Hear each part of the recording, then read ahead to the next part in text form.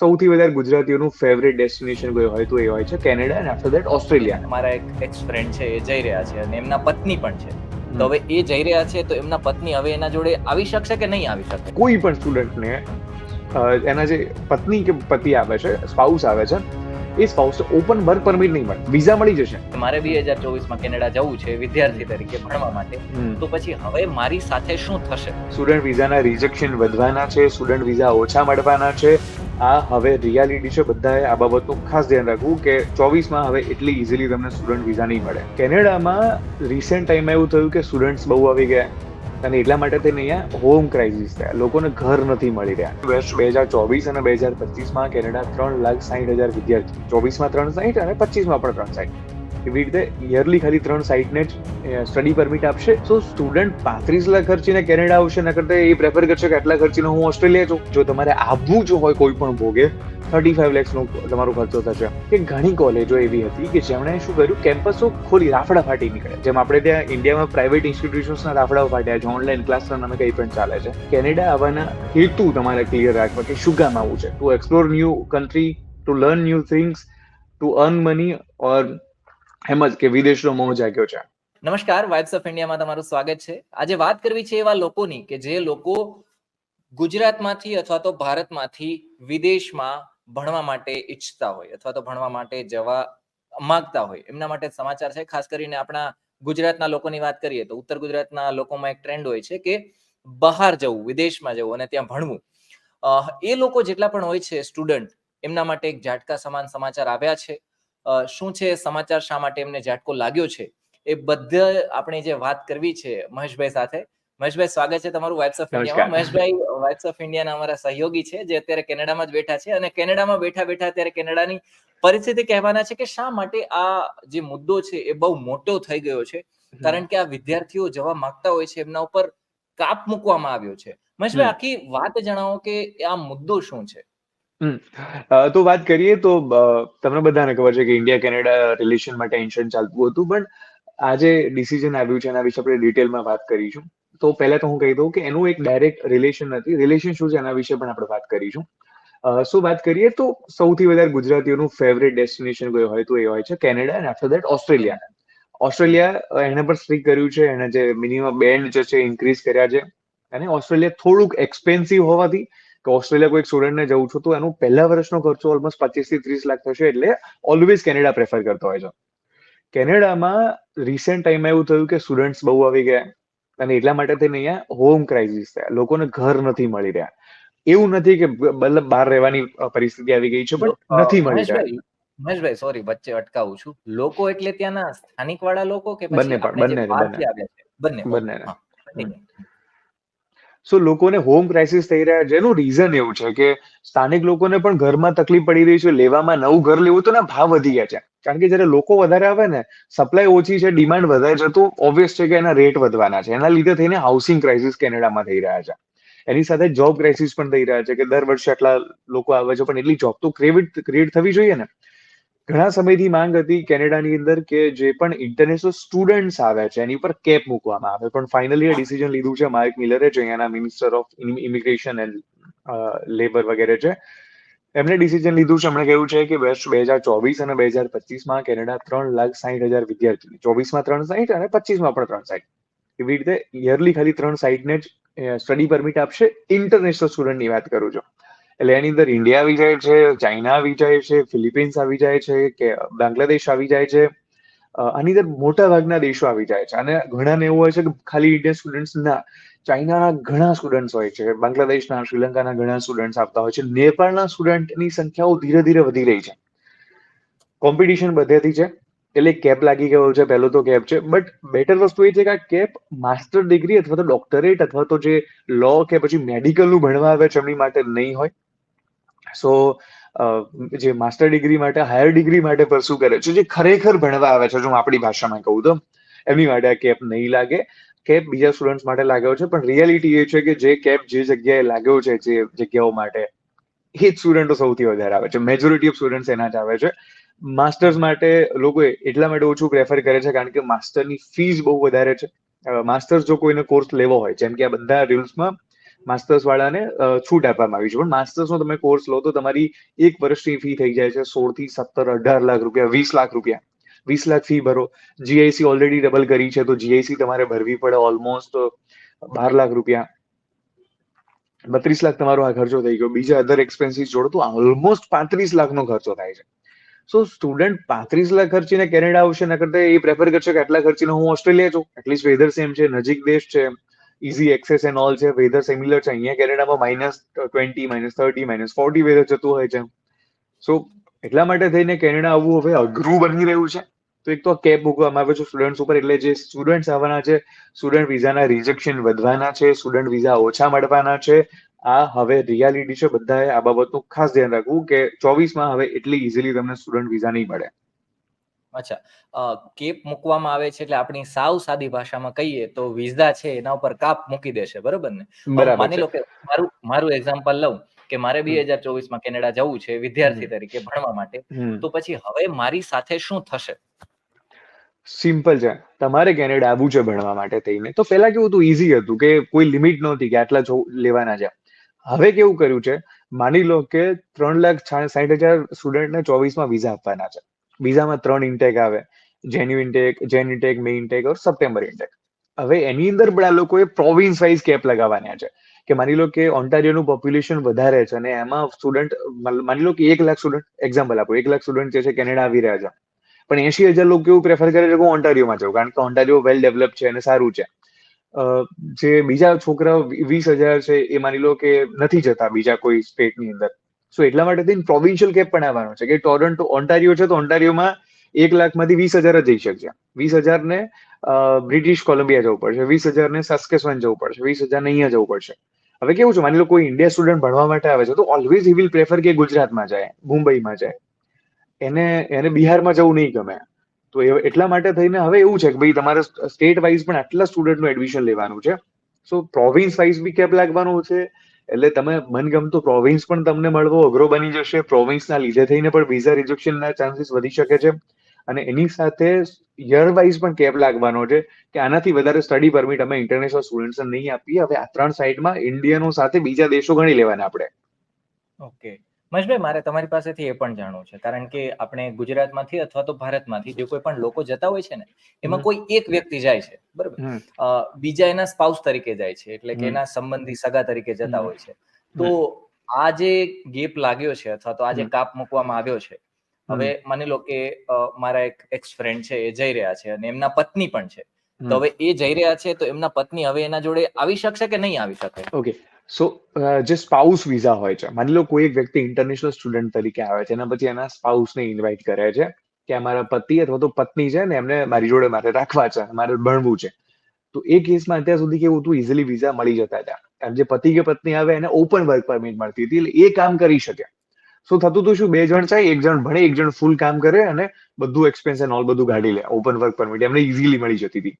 સો હવે રૂલ એ કર્યો છે કે માસ્ટર્સ અને જે પ્રોફેશનલ કોર્સિસ છે, મેડિકલ લો અને ડોક્ટરેટ, આટલા કોર્સિસ, એમાં પણ માસ્ટર્સ લેવલના કોર્સિસ, એના સિવાય કોઈ પણ સ્ટુડન્ટને એના જે પત્ની કે પતિ આવે છે, સ્પાઉસ આવે છે, એ સ્પાઉસ ઓપન વર્ક પરમિટ નહીં મળે. વિઝા મળી જશે કે તમે આવો તો આવી જાઓ અહીંયા, વાંધો નહીં, તમારી પત્નીને અહીંયા રાખવા છે રાખો તમારી જોડે, પણ એમને વર્ક પરમિટ નહીં આપે, તમારે જ એમને ખવડાવવું પડશે.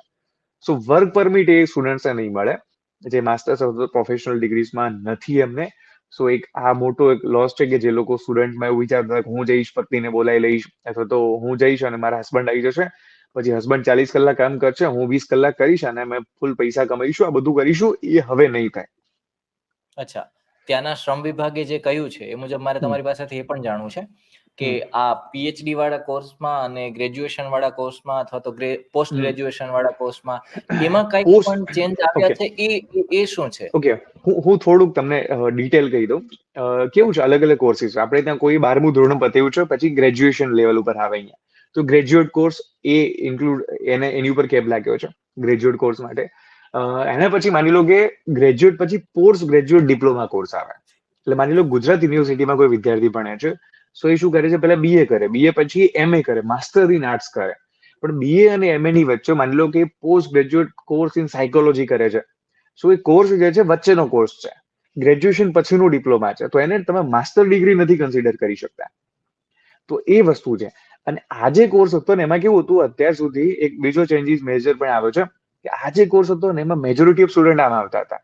એટલે અહીંયાની કોલેજોએ શું કર્યું, અહીંયાની કોલેજોએ એવું કર્યું કે આવા કોર્સના ઢગલા બહાર પાડી દીધા અને 2 વર્ષનો કોર્સ બનાવે, 3 વર્ષની વર્ક પરમિટ મળે, એટલા માટે થઈને જે એલિજિબિલિટી ક્રાઇટેરિયા હતો એમાં બધા સ્ટુડન્ટ્સ આમાં આવતા હતા. ફીસ કન્સિડર ઓછી હોય માસ્ટર્સ કરતા.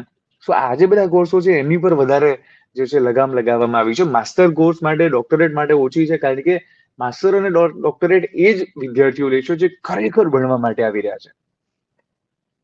અચ્છા, જીઆઈસી માં પણ ઇન્ક્રીઝ કરવામાં આવ્યું છે એવું કંઈક છે, એટલે એ સાવ સાદી ભાષામાં જો તમે સમજાઈ શકો તો હું જેથી સાદી બધા ભાષામાં સમજાવું. ગુજરાતના જીઆઈસી લોકો એટલે મૂળ આપણે ત્યાં કહીએ ને કે ફિક્સ રકમ તમારે રખાવાની, જે તમને ત્યાંની સરકાર પછી મહિને આપે. તો અત્યાર સુધી કેવું હતું કે જે લોકો ડિસેમ્બર પહેલા હવે એપ્લાય કરશે એમની માટે રૂલ કેવો થશે કે માની લો કે કોઈ એક સ્ટુડન્ટને આવું છે તો પહેલા $10,000 એને મૂકવા પડતા. કેનેડામાં આવે એટલે એને પહેલા સરકાર $2,000 આપે, લો તમે તમારું સેટલ કરી દો. પછી દર મહિને એને $600 સમથિંગ આપે થોડાક મહિનાઓ સુધી, એટલે સ્ટુડન્ટ એનો એક્સપેન્સ કાઢી શકે. એમાં પણ હવે ગવર્મેન્ટે શું કર્યું છે, ગવર્મેન્ટે કહ્યું છે કે હવે તમારે 10,000 નહીં, $20,000 સિક્યોરિટી તમને પાછા આપી દેશો મેં, પણ તમારે શરૂઆતમાં $20,000, એટલે સ્ટાર્ટિંગમાં જયારે મૂળ તમે અહીંયાથી જાઓ છો ત્યારે તમારો એક્સપેન્સ એ ડબલ થઈ ગયો ત્યાં. એટલે લગભગ તમારો એક્સપેન્સ ત્યાં ₹6.5 લાખ વધી ગયો. પહેલા 6.5 લાખ જે જીએસી થતી એની જગ્યાએ હવે 12.5 લાખ રૂપિયા, ₹13 લાખ જેટલી જીએસી થઈ ગઈ છે. તો ₹13 લાખ જીઆઈસી થઈ ગઈ છે. હવે તમે માસ્ટર્સનો કોર્સ જો લો છો તો 20 લાખ ફી એ થાય છે, તો 33 લાખ જેવું થઈ જવાનું છે. પ્લસ તમે બીજા 2 લાખ તમારું શોપિંગ અને ફ્લાઇટની ટિકિટ કન્સિડર કરો તો ₹35 લાખ ખર્ચો કેનેડા જો તમારે આવવું જો હોય કોઈ પણ ભોગે, 35 lakhs નો તમારો ખર્ચો થશે. અને 35 lakhs is a too huge money, બહુ મોટી રકમ છે કોઈને પણ આવું છે તો, એટલા માટે તે નહીં કહે છે. એક બીજો ચેન્જ આવ્યો છે પોસ્ટ ગ્રેજ્યુએટ વર્ક પરમિટની અંદર. શું હોય છે, માની લો કે કોઈ પણ એક વિદ્યાર્થી અહીંયા 1 વર્ષનો કોર્સ કરે છે કે પછી 2 વર્ષનો કોર્સ કરે છે, તો એનો કોર્સ એલિજિબલ હોય તો જ માની લો કે મેં વાત કરી કે પોસ્ટ ગ્રેજ્યુએટ ડિપ્લોમા કોર્સ આ એલિજિબલ હોતા અત્યાર સુધી. કોઈ એક સ્ટુડન્ટે અહીંયા પોસ્ટ ગ્રેજ્યુએટ ડિપ્લોમાનું 1 વર્ષનો કોર્સ લીધો છે, તો 1 વર્ષના કોર્સ ઉપરથી 2 વર્ષની પોસ્ટ સ્ટડી વર્ક પરમિટ મળતી કેનેડામાં. 2 વર્ષનો જો એને કોર્સ લીધો છે તો એને 3 વર્ષની પોસ્ટ સ્ટડી વર્ક પરમિટ કેનેડામાં મળતી હતી.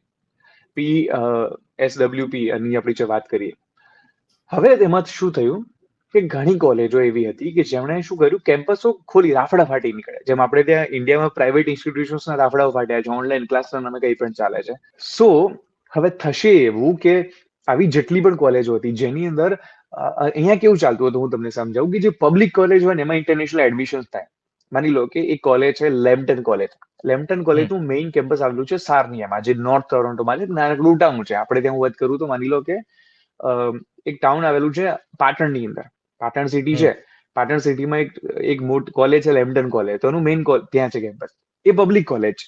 પબ્લિક કોલેજમાંથી કોઈ કરે છે તો કોઈ વાંધો નથી, પણ એ શું કરશે, એ અમદાવાદ એ મેઇન સિટી છે તો ત્યાં એને સ્ટુડન્ટ જોઈએ છે. તો એવી જ રીતે એ લેમ્પટન કોલેજ જે સાર્નિયામાં આવેલી છે ટોરોન્ટોની અંદર, અહીંયાની એક સેસ્ટર કોલેજ છે. તો સેસ્ટર કોલેજને કહ્યું છે કે તમે જ પ્રાઇવેટ કોલેજ છો, અમે પબ્લિક કોલેજ છીએ, તો એક કામ કરો, અમારા સ્ટુડન્ટને તમે ભણાવો, સેસ્ટર કોલેજમાં ભણાવો, સેસ્ટર કોલેજમાં આવશે જશે ત્યાં ભણશે, ડિગ્રી અમે એમને લેમ્પટન કોલેજની આપીશું. અમારો કોર્સ, અમારું કરિક્યુલમ. સો એવી રીતે પબ્લિક પ્રાઇવેટ પાર્ટનરશિપ હતી, લાયસન્સ એગ્રીમેન્ટ હતું. લાયસન્સ એગ્રીમેન્ટ થી આ બધી કોલેજો ચાલતી પબ્લિક પ્રાઇવેટ, કે કેમ્પસ સેસ્ટરનું પણ ડિગ્રી જે છે લેમ્પટનની. તો આવા જેટલા પણ કોર્સીસ હતા આની અંદર જો સપ્ટેમ્બર 2024 થી કોઈ પણ વ્યક્તિ સ્ટડી ચાલુ કરે છે, જૂના માટે નથી, જૂના સ્ટુડન્ટ જે ચાલે છે એમની છે, સપ્ટેમ્બર 2024 થી કોઈ પણ સ્ટુડન્ટ આવી રીતે ચાલુ કરે છે સ્ટડી, તો એની જે સ્ટડી ઉપરથી એને જે વર્ક પરમિટ મળતી હતી 3 વર્ષની, એ એની માટે એલિજિબલ નહીં થાય. ઇટ મીન્સ કે એને હવે સ્ટડી પરમિટ નહીં મળે. સો બહુ જ સિમ્પલ છે. તમે અથવા તો તમારું બાળક કોઈ પણ જે છે યુનિવર્સિટીમાં, કોઈ પણ કોલેજમાં એડમિશન લઈ રહ્યું છે, સો મસ્ટ ચેક કે એ પબ્લિક પ્રાઇવેટ પાર્ટનરશિપ વાળી નથી. પ્રાઇવેટ કોલેજો તો વાત જ છોડી દો, એ તો આપી જ નથી શકતી. પબ્લિક પ્રાઇવેટ વાળી આવી લાયસન્સ વાળી નથી. મેઇન કેમ્પસમાં લેશો ઇટ્સ ઓકે, કારણ કે પબ્લિક કોલેજ છે, પણ એ મેઇન કેમ્પસે કોઈ એક જગ્યા રેન્ટ કરી છે અને નાનકડા બિલ્ડિંગમાં એને કોલેજ ઉભું કરી નાખ્યું છે. એમ લાગે કે 5-10 એક આખી કોલેજ 20 ક્લાસનું એક નાનકડું બિલ્ડિંગ હોય એમાં આખી કોલેજ ઉભી થઈ ગઈ હોય. અને અહીંયાના મિનિસ્ટરનું કહેવું છે કે આ લૂપ હોલનો ફાયદો ઉઠાવી આ કોલેજો જે બેનિફિટ લેતી હતી, જે છોકરાઓને જોડેથી વધારે ટ્યુશન ફી લેવાની, એક સ્ટુડન્ટ જોડેથી 11 લાખ 12 લાખ ફી લેવાની, આની સામે એને એટલું ભણવાનું નહોતું મળતું, એટલી ફેસિલિટીઝ નહોતી મળતી જેટલી મળવી જોઈએ. એટલા માટે થઈને એમણે એવું કહ્યું છે this is not against any individual student, this is for quality of education, કે તમે અહીંયા આવો છો, પૈસા ભરો છો, તો એટલીસ્ટ સારું એજ્યુકેશન લો. સો ધેટ્સ વાય બિલકુલ. એવા કોઈ કોર્સની અંદર તમારું બાળક એડમિશન લે છે તો ખાસ ધ્યાન રાખજો. કદાચ એજન્ટ તમને આ વસ્તુ કહે ના કે મસ્ટ ચેક કે તમારું બાળક જે એડમિશન લીધું છે પબ્લિક પ્રાઇવેટ કોલેજ નથી ને, લાયસન્સ એગ્રીમેન્ટ વાળી કોલેજ નથી ને, કારણ કે જો આવામાં લેશે તો ભણવામાં સ્ટડી પરમિટ મળી જશે, કદાચ વિઝા બી સ્ટુડન્ટ વિઝા બી મળી જશે એને કોલેજમાં, પણ પછી શું થશે, વર્ક પરમિટ જ નહીં મળે. સો પોસિબિલિટી બરોબર. સાથે તો એવી પણ છે કે આવી જેટલી કોલેજો છે ને, મોટા ભાગની કોલેજો આવી છે. અહીંયા હમ. ટોરોન્ટોની વાત કરું, ટોરોન્ટોમાં મોટા ભાગની ઓલમોસ્ટ 30% થી 40%, 50% કોલેજો આવી છે જે આ રીતે ચાલે છે. એ બધી જો આ નિયમ લાગુ પડી જ ગયો છે તો બધી હમ. કોલેજો સપ્ટેમ્બરથી ઓલમોસ્ટ શટડાઉન થઈ જશે, કારણ કે સ્ટુડન્ટ આમાં એડમિશન નહીં લે, કારણ કે વર્ક પરમિટ મળતી નથી, તો સ્ટુડન્ટ એડમિશન લઈને કરે શું? બિલકુલ મહેશભાઈ, તમે સરસ રીતના વાત રાખી કે ઘણી બધી વસ્તુ હોય ને, એટલે અહીંથી આપણે જતા હોય તો આપણને ખબર ન હોય, એટલે એજન્ટ એનો ફાયદો ઉઠાવતા હોય છે. આ બધી વસ્તુ જે તમે એકદમ ઇઝીલી સમજાવી, એ આપણા જે વિદ્યાર્થી લેવલના જે લોકો છે, જે વિદ્યાર્થીઓ છે, એ તો સમજી જાય છે. પણ 2-3 મિનિટની અંદર આનો આખો સાર એવી રીતના અમને જણાવો કે જેથી વાલીઓ પણ સમજી જાય કે આખી વાર્તા શું છે, કવિતા શું છે, 2-3 મિનિટની અંદર. જો તમે વાલી છો, તમારા બાળકને તમારે કેનેડા મૂકવું છે, સિમ્પલ વસ્તુ છે, જો માસ્ટર ડિગ્રીનો કોર્સ લે છે તો એને કોઈ તકલીફ મોટે ભાગે નથી પડવાની. પણ માસ્ટર ડિગ્રીનો કોર્સ લેશો તો એ તમને મોંઘો પડશે, 35 લાખ રૂપિયા ખર્ચો થશે. 35 લાખ રૂપિયા ખર્ચો કરીને કેનેડા આવવું કે કેમ એ તમારા ઉપર છે, કારણ કે તમે 35 લાખ રૂપિયા જો મંથલી ઇન્ટરેસ્ટ પર પણ આપો છો તો તમે એમાંથી વધારે રૂપિયા કમાઈ શકો છો compare to everything and all. પણ તોય છતાં તમારી ઈચ્છા હોય તો તમે જોજો કે તમારું બાળક પીજીડી સર્ટિફિકેટ કોર્સમાં એડમિશન લઈને નથી જઈ રહ્યું ને, એક આ ધ્યાન રાખજો. સ્પાઉસ વિઝાની જો તમારી બહુ ગણતરી હોય તો ભૂલી જજો હવે ઓલમોસ્ટ, કારણ કે સ્ટુડન્ટ ઉપર તમને સ્પાઉસ વિઝા મળશે તો પણ વર્ક પરમિટ નહીં મળે તો કોઈ કામનું નથી. તમારા પત્નીને લઈને તમારો વિચાર હોય કે પતિ કે પત્ની સાથે બોલાઈશું અને પછી એ સ્ટુડન્ટ પરમિટ પર વર્ક પરમિટ પર કામ કરશો તો એવું હવે પોસિબલ નથી. અને થર્ડ વસ્તુ છે, તમારું બાળક જે પણ કોલેજમાં એડમિશન લે છે તો મેક શ્યોર એ પબ્લિક કોલેજ છે, એ પબ્લિક પ્રાઇવેટ પાર્ટનરશિપ વાળી કોલેજ કેમ્પસ વાઇઝ અલગ હોય છે. માની લો કે Lambton college Sarnia it self public college, પણ એ ટોરન્ટોમાં જયારે આવે છે તો એ પબ્લિક પ્રાઇવેટ પાર્ટનરશિપ બની જાય છે. આવી કોઈ પ્રાઇવેટ અથવા તો પબ્લિક પ્રાઇવેટ કોલેજની અંદર તમારું બાળક એડમિશન નથી લેતું, કારણ કે જો લઈ લે છે બધું મળી જશે, સ્ટુડન્ટ પરમિટ એન્ડ ઓલ, છેલ્લે વર્ક પરમિટ માટે એલિજિબલ નહીં થાય તો વર્ક પરમિટ નહીં મળે, પછી કોઈ કામની આ બધી વસ્તુઓ નહીં રહે.